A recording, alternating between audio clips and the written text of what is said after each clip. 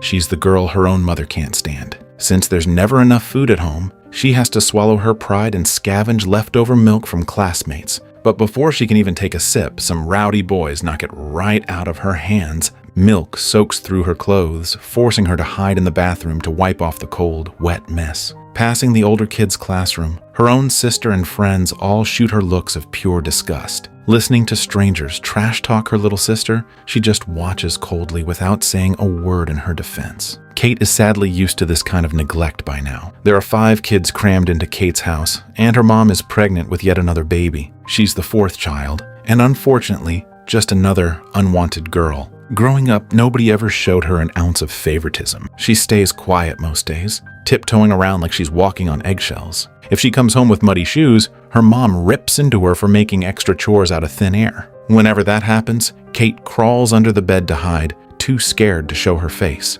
Money is always tight, and whatever food they have goes straight to the youngest son first. The 4 daughters just sit around the empty table staring blankly into space. Cáit doesn't dare speak above a whisper. When the teacher calls on her to read aloud, her voice cracks, shaky and barely audible. Losing patience, the teacher swaps her out for the kid sitting next to her. That crisp, confident voice only highlights how small and insignificant she feels. Years of neglect from her family have carved deep insecurity right into her bones. It's the kind of wound that might take a lifetime to heal. But during the summer, Cáit turns 9. One event completely flips her world upside down. A distant cousin writes offering to sponsor one child, meaning one less mouth to feed and a lighter burden for their struggling family. Without hesitating, her mom picks Cáit, the quietest, most obedient ghost in the house, figuring she won't cause any trouble elsewhere. Cáit has zero say in the matter and just accepts her parents' decision. The very next morning, her dad drives her over to her cousin's place.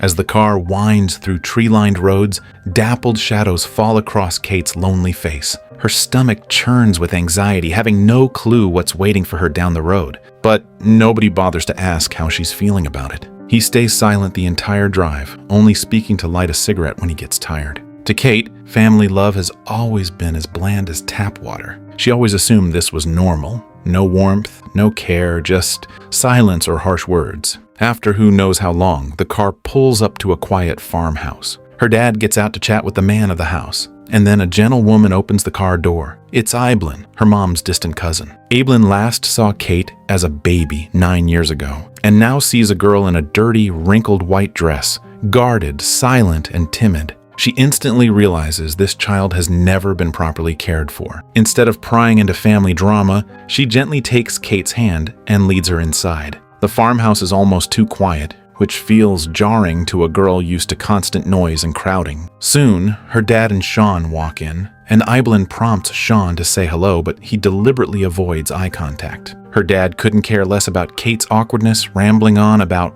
unrelated stuff instead. Cáit remains that invisible kid nobody pays attention to. He complains about money, saying the biggest headache is feeding 5 mouths. He even says if Cáit eats too much, they should just make her work for her meals. The love her parents give is already scarce, and now it comes with conditions attached. His harsh words upset Eibhlín, marking the first time someone actually stands up for Cáit. They brought her here for company, not to hire free labor. A bittersweet warmth slowly rises in Cáit's chest. Her dad can only force an awkward smile. In his mind, raising kids requires a return on investment. Food is hard-earned, and kids shouldn't just freeload. This cold criticism is exactly why Cáit grew up so insecure and sensitive. When emotions bottle up with nowhere to go, Cáit gets a desperate urge to use the bathroom. She heads upstairs alone, finding the narrow hallway dark and oppressive. During lunch, her dad casually stubs out his cigarette right on the dinner plate. Eibhlín notices, visibly uncomfortable with his lack of manners. Character shows in the little things, explaining why he'd say something so hurtful earlier. But Eibhlín swallows her anger, knowing she's the one asking for help here. After eating, he announces it's time to leave, and Eibhlín quickly hands him a bag of vegetables. Some veggies slip from his arms, but he refuses to bend down to pick them up. They stand in a standoff until Seán bends over, gathering them one by one and shoving them back into his arms. The bag gets tossed carelessly onto the back seat, and as he starts the engine, his only parting words are a cold warning not to cause trouble. The car disappears down the lane in seconds. At the end of the day, she's still just a kid, and watching her only familiar relative leave fills her with panic. Eibhlín walks over softly to comfort her, taking off that stained old dress and drawing a warm bath, carefully scrubbing the dirt from under her fingernail. Such tender attention is something Cáit has never experienced at home. Her guarded heart begins to soften, replaced by a bittersweet tenderness. Eibhlín finds a clean set of old boy's clothes for her to wear. Cáit misses the tears welling in Eibhlín's eyes as she gazes at her, seemingly remembering someone else entirely. Young Cáit can't understand the endless grief hidden behind that look. Eibhlín takes Cáit to the well in the yard, where clear water reflects both their faces. Staring into the deep well, fear grips Cáit as if looking into a bottomless abyss. Eibhlín hands her a ladle, encouraging her to scoop up a taste. Cool, sweet spring water slides down her throat, finally melting away her defenses. She realizes this well offers nothing but gentle gifts. Eibhlín wants to make hot milk, but Cáit whispers that Mom doesn't allow eating before bed. She doesn't realize this rule exists simply because they never have enough food. Respecting her wishes, Eibhlín doesn't push it. Seán never turns around, offering Cáit nothing but a cold back. She assumes he hates her, unaware that his distance hides a pain the couple can never erase. Eibhlín tucks her in upstairs, pulling heavy curtains until the room goes pitch black. Only then does she ask if Cáit fears the dark, and after hearing her answer, cracks the curtain just enough to let in a sliver of light illuminating Cáit's face. Eibhlín sees clearly that this 9-year-old is repressed, deeply insecure, and terrified. She imagines Cáit's mother must be suffering just as much.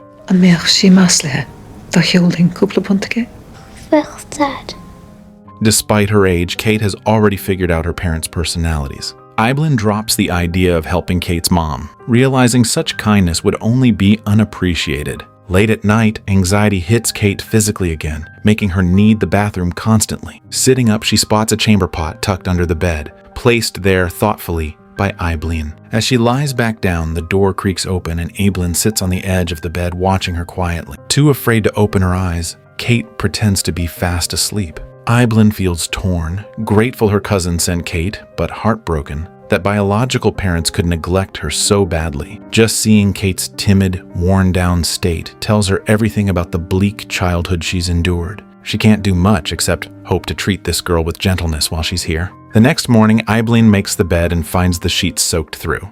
Back home, wetting the bed would have earned her a screaming match, but Eibhlín doesn't complain once, softly blaming herself for not providing extra dry bedding. Usually, the slightest mistake brings a storm of criticism down on Cáit's head. Bracing herself for yelling, she's stunned when the expected scolding never comes, leaving her feeling lost. But soon, the weight in her chest lifts as she learns for the first time that mistakes don't require punishment. To help Cáit adjust to farm life, Eibhlín asks Seán to show her around. Unsure how to handle a little girl alone, he uses farm work as an excuse to dodge the task. Not pushing him, Eibhlín handles chores with Cáit by her side. Mostly Eibhlín works while Cáit watches quietly, the tension between them easing significantly since they met. Cáit slowly drops her guard, soaking in Eibhlín's unique warmth. Having heard brushing hair 100 times helps sleep, Eibhlín patiently brushes Cáit's hair every night, counting each stroke in a soothing voice. Cáit always drifts off to sleep wrapped in that comfort.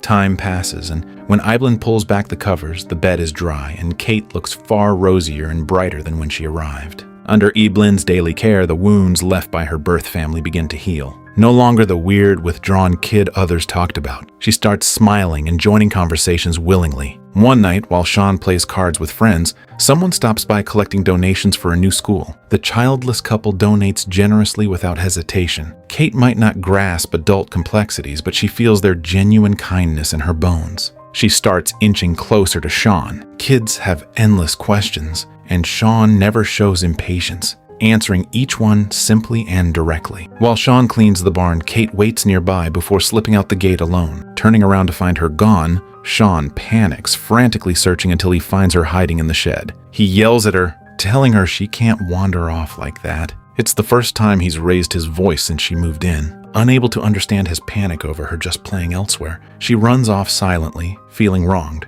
Unaware of the conflict, Eibhlín reminds Seán as usual that it's bedtime for Cáit. The same goodnight as day one now carries the weight of Cáit's hurt feelings. Next morning, Seán enters the kitchen where Cáit sits in silence. Expecting him to ignore her mood like her dad always did, she prepares to swallow her sadness alone. But before leaving, He quietly places a small cake on the table, a rare, sweet treat for her. Bad with words, he never ignores her feelings, comforting her sadness in his own way. The knot of resentment in her chest instantly unties. Struggling to express emotions herself, Cáit walks over to silently work beside him. They don't speak, yet the wall between them quietly crumbles. Taking her to feed calves, he answers her stream of questions patiently, eventually handing her the bottle to try herself. Cáit loves tagging along for farm work, knowing he'll answer any question seriously. Pausing midway, Seán sends her to grab mail from the mailbox, timing her run to see how fast she can go, sprinting with all her might. Sunlight catching her hair, all her worries vanish as she focuses solely on getting the mail back to Seán. Bit by bit, Cáit reclaims her childhood joy, growing increasingly attached to Eibhlín and Seán. Eibhlín teaches her baking step by step, praising every effort generously. It's validation her birth parents never gave her. Eibhlín just wants her to build confidence and believe she deserves love. One day, Seán suggests buying Cáit new clothes. Eibhlín hesitates briefly before heading upstairs to change. The three of them drive into town together. Upon arrival, Seán gives Cáit pocket money for snacks and ice cream. He knows full well she was never treated right before. Sharing Eibhlín's mindset, he plans to spoil her with acceptance as long as she stays on the farm. Inside the clothing store, the clerk keeps complimenting Cáit's looks. Isn't your mammy good to you? Instinctively glancing at Eibhlín, Cáit desperately wishes this gentlewoman were her real mother. But she knows once summer ends, she must return to that suffocating, icy home. Driving back, they hear a neighbor passed away, so Seán immediately heads over to help. Never experiencing this before, Cáit asks Eibhlín what he's doing, learning she doesn't know what a wake is. After thinking it over, Eibhlín decides to bring Cáit along. Seeing the peaceful elderly man in the coffin, Cáit fixates on his clasped praying hands. Eibhlín explains that everyone should pray silently for the departed. Waving Cáit over, Seán offers coffee, but realizing she dislikes the bitterness, quickly swaps it for hot tea. Getting sleepy, Cáit accepts a ride home from a neighbor. Chatting on the way, the neighbor peppers her with questions, and innocent Cáit answers honestly, until the woman asks a loaded question. She asks if the child's clothes are still hanging in the room. Confused by the odd query, Cáit truthfully replies that Eibhlín just bought her pretty new outfits. The neighbor mutters that new clothes certainly look nice after wearing a dead person's clothes for so long. Stopping in her tracks, Cáit catches the implication, realizing she wasn't supposed to know. The neighbor spills everything. Eibhlín and Seán had a son who drowned in a bog years ago while chasing a puppy. That day, Seán grabbed a gun in rage intending to shoot the dog, but ultimately couldn't, letting it live. Neighbors gossiped privately, mocking Seán as weak for sparing the dog. Missing his profound grief and struggle. Losing their only child turned Eibhlín's hair white overnight. Cáit's arrival filled the gaping void in their empty home. Mixed emotions flood Cáit. She thought she'd found pure love, only to realize she's just a replacement for their lost son. Even if she's more valued here than at home, the realization still cuts deep. Despite the hurt, she instinctively tries to defend Eibhlín. Go down. Down? Oh, what an arúim a bhí cinnte. With the neighbor's laughter ringing harshly in her ears, Cáit can't utter another word. Silence remains her only shield against the world. Following the neighbor home, she endures stares from the woman's mother and two kids stopping their play to gawk at the stranger. Eventually, Seán arrives to pick her up. Despite polite pleasantries, Cáit remembers clearly how this woman mocked Seán as a coward. Suffocated by adult hypocrisy, she processes these complex feelings alone with a child's heart. On the drive back, Eibhlín softly asks if the neighbor talked too much. Hesitating, Cáit fears the truth will hurt them or change how they treat her. But after weighing it carefully, she tells them everything.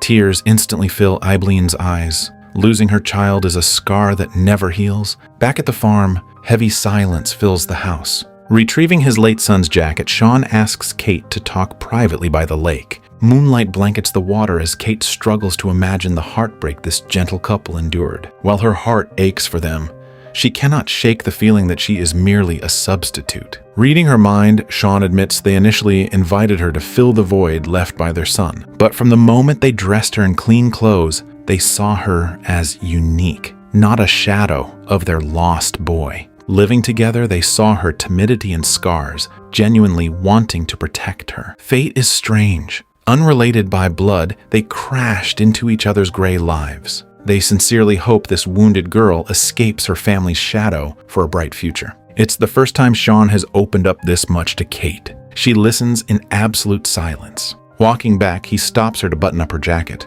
The old coat is no longer a relic of grief, but simply warmth for Cáit against the chill. He'll never forget his son, but he's slowly moving past the endless sorrow. 3 lights flicker across the lake, mirroring 3 wounded souls healing each other. After that lakeside talk, Cáit's smile shines brighter than ever. Treasuring every moment with Seán and Eibhlín, she knows this might be the most carefree summer of her life. Under the sun, she sprints freely, eager to fetch Seán's mail quickly. Late at night, reading aloud under lamplight, her pace is slow but carries newfound confidence. Seán corrects her pronunciation word by word. In spare moments, working alongside Seán feels less like chores and more like warm companionship. Smiles appear more often on Seán and Eibhlín's faces too. Catching them hugging in the kitchen, Cáit witnesses a beautiful image of love. Rarely wearing the boy's old clothes anymore, her new dresses make her look radiant, chipping away her insecurity. Then, a letter arrives. Her mom had another baby boy. Cáit feels nothing about the news. What truly squeezes her heart is the final line. Summer's over, time to come home. Bad at expressing feelings, she dreads returning to that chaotic house where she feels like a cold, invisible snowflake. The farm's atmosphere turns heavy after the letter arrives. Seán often stands alone by the window, hiding his reluctance to let go. Watching from the hallway corner, Cáit observes his lonely silhouette. A neighbor asks Seán to help deliver a calf, and Eibhlín tags along. With the well running dry, Cáit carries a bucket to fetch water alone. Overestimating her strength, the bucket slips, and she strains desperately to hold the rope. Working nearby, Eibhlín feels sudden dread and rushes home to find Cáit. Finding the house empty, she instinctively sprints toward the well. Spotting a soaked Cáit standing safely by the road, her racing heart finally settles. Thankfully, tragedy didn't strike twice, though Cáit catches a cold from the ordeal. Early next morning, they drive Cáit back home. Arriving with anxiety, she leaves with heavy reluctance and resistance toward her birth family. Parking outside her house, Cáit steps inside. Holding her newborn son, her mom freezes for a second upon seeing her. She isn't devoid of maternal instinct, but crushed by poverty and too many kids, she has little love left for Cáit. Endless drudgery erased her gentleness, leaving only complaints and thin affection that could never nurture a confident child. Reuniting after years, Eibhlín exchanges brief pleasantries with Cáit's mom. Hurriedly clearing clutter off chairs, she invites them to sit. The tiny house is dusty, lacking even tea to offer guests. Hearing a baby cry, she retrieves the infant and nurses him openly in front of everyone. Awkwardly changing the subject, Seán mentions Cáit's dad just as he walks through the door.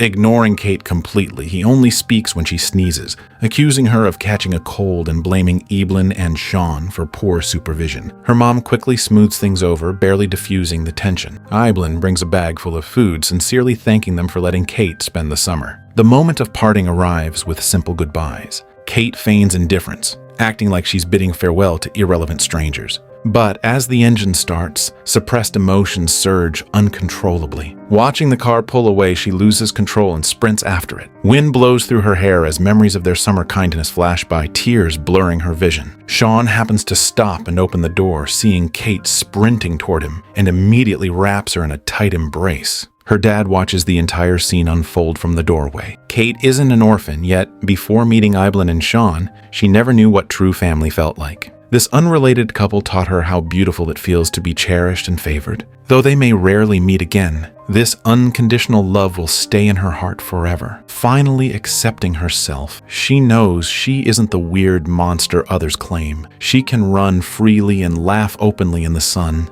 Returning to her oppressive home might make her timid again, but that confident summer self will sustain her for life. Meeting people isn't always about staying together forever. The parts of us changed by love remain, keeping their memory alive through the years. Without intense conflict or melodrama, this story barely makes a ripple in our noisy era. Yet watching it quietly, you'll be completely healed by its subtle, silent tenderness. An unloved girl and a grieving middle-aged couple find mutual redemption during a lush, green summer. Without blood ties, they forge a love deeper than family. That spontaneous daddy shouted while chasing the car is Cáit's most honest confession. The film whispers about passing on love, letting us hear a gentle affection hidden in summer moments that can rewrite a whole life.